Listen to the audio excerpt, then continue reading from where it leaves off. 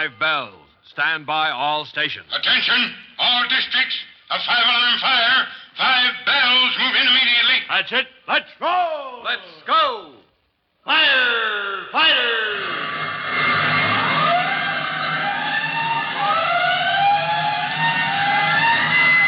Presenting Firefighters, the true-to-life story of our unsung heroes who stand ready to ride by day or night against our most murderous enemy, the demon of fire. In just a moment, we'll join Chief Cody and rookie fireman Tim Collins as they consult with Detective McGurk on the mystery of just what has happened to Tim's young brother Jimmy. Jimmy and the junior firefighters had given them the clue that had led to the arrest of a group of boys, part of whom had turned in a false alarm, while the others, waiting at the firehouse for the truck to respond, had planned to trick the watchman and rob the firemen's lockers. But now the men are beginning to suspect the rest of the gang caught on to Jimmy's part in this and that he has fallen into their clutches. As for that, we'll see right after the following message.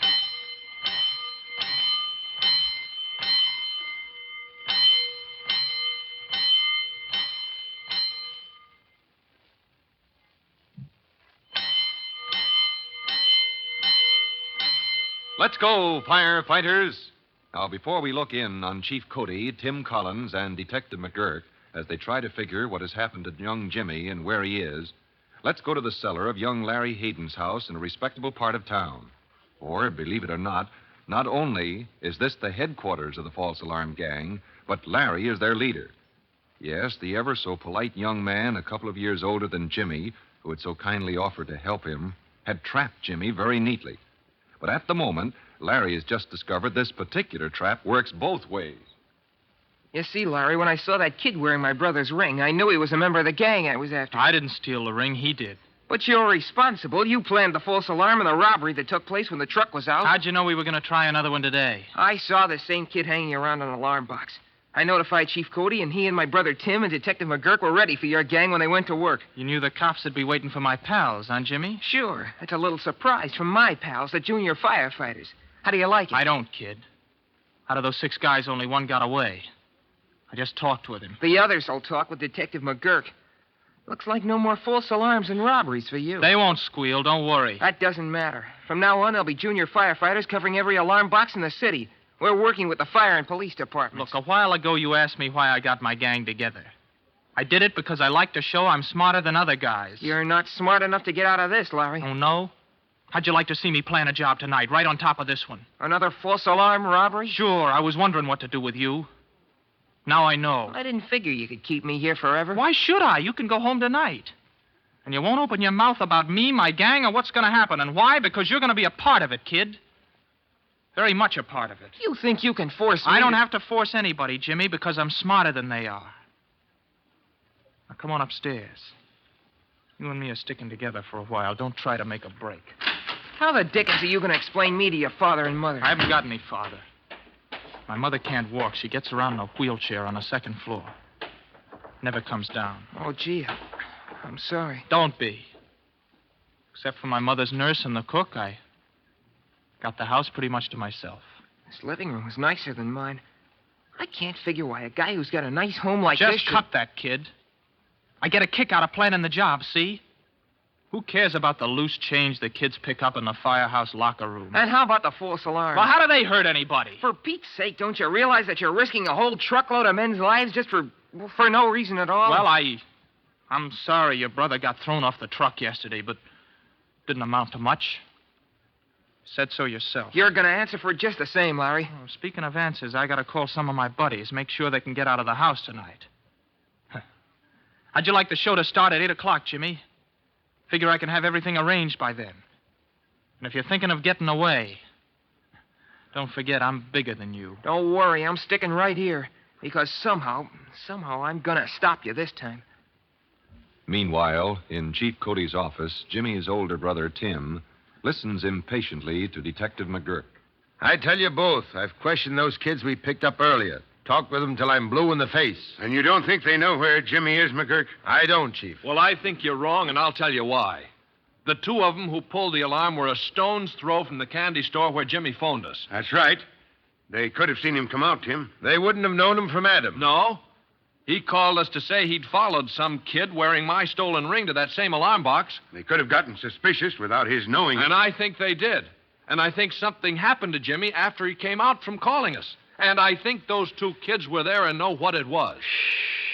They're not hoodlums, Tim. I can't beat it out of them. Of course you can't. But look, doesn't that whole gang come from the same section of town? Yeah, so what? Well, then Jimmy must be in that neighborhood somewhere. Well, what do you want me to do? Tear each house down brick by brick? Be fair, Tim. Now, hold on a minute, you two. Well, there must be some way of getting it out of those two kids, Chief. I think there is.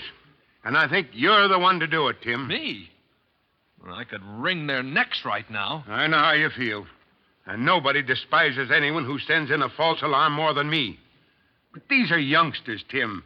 They get a kick out of firefighting equipment. Is that any excuse, sir? Well, of course not. But they should be in the junior firefighters instead of out roaming the streets. Their interest in our department should be put to a good use instead of bad. All right, sir, I agree. But what can I do about it? Well, right now they're scared. Being questioned by detectives is necessary, but it didn't work. Would it be all right with you, McGurk, if Tim took them on a tour of a firehouse? What? Yeah, put their interest to some constructive use, Tim. Help them to understand what it means to turn in a false alarm, win their confidence. Make them want to help you instead of fight you. You like him. Couldn't stop myself from feeling that way. Well, okay, Chief. I'll try it for 1 hour. Let's see, that'll bring us to 8 o'clock. If you haven't gotten anywhere by then, we'll ask McGurk to send out a general alarm. Start a search for Jimmy.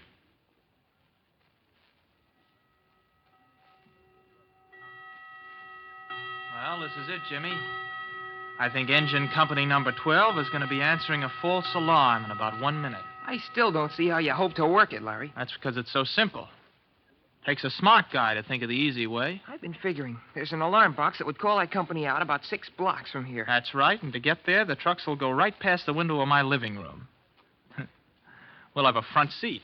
I heard you tell some of your gang to be at the firehouse now. Yeah, it's an easy one. There's a back window into the locker room.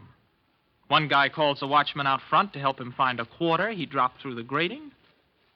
Whole thing's over in 5 minutes. Yeah, except for one thing. What's that? Whoever pulls that alarm box is going to get nabbed, Larry. Oh, you mean you got junior firefighters watching it? That's right. I warned you. Yeah, I know. That's why you and me will take care of that little job. Get a load of this. What the dickens? Operator, I want to report a fire. Yeah, a fire at the foot of Maple Avenue. Yeah, you've got to get help, Operator. Maple Avenue, and fast, please. Give me that phone. If you know what's good for you, you'll sit quiet. But... There's nothing you can do, kid. You know how fast that call's going to be answered. You'll get caught. You wait and see. I'll report this. Not unless you want to get in trouble. What do you mean? You were here when I made the call.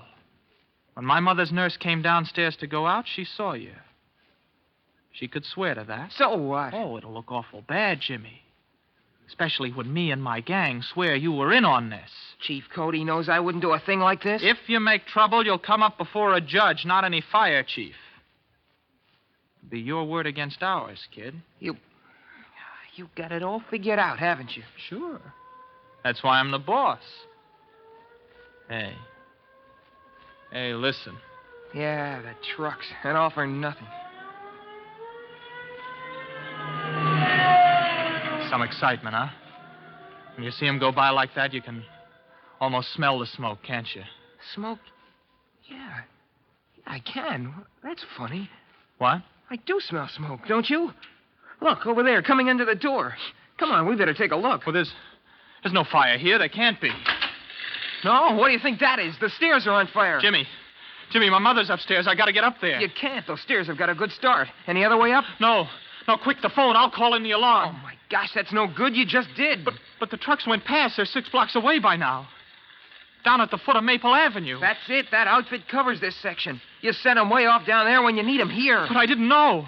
Well, come on, there's no time. We got to get an alarm into some other firehouse. Well, that's easy enough. But it's going to take them longer to get here, and we haven't got much time. Don't you see what you did? Operator! You sent engine company number 12 on a wild goose chase, Larry. Now you need them. You can't get them. If Jimmy was furious at Larry a moment ago, he sure feels sorry for him now. Together, the two boys face a desperate situation, and Larry has, at the very least, delayed any chance of bringing the fire under quick control. To see what happens now, don't miss your next exciting chapter of The Firefighters. In a moment, Chief Cody will tell you, boys and girls, how you can help the firefighters in your own hometown. But first, an important message for all of you. And now here's Chief Bob Cody with a message for the Firefighters Brigade. Chief Cody. Hello, boys and girls. I guess after what you just heard in our story, I don't need to say much more about the terrible risks involved in false alarms. Before this, you saw how it endangered the lives of my men. Now stop and think a moment how a false alarm draws off equipment that may be needed somewhere else at that moment to save life or property. That's a lesson to spread around. Make sure all your young friends understand. Anyone who turns in a false alarm is the enemy of everybody else in your town. Well, that's all for now. Till we meet again next time, so long. Fire Chief Cody and the young rookie fireman Tim Collins will be back on the same station the next time you hear... That's it. Let's go!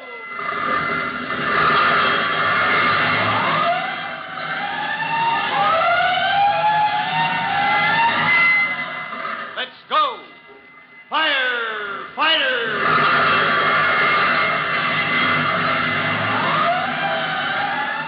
Firefighters is a copyrighted feature of William F. Holland Productions.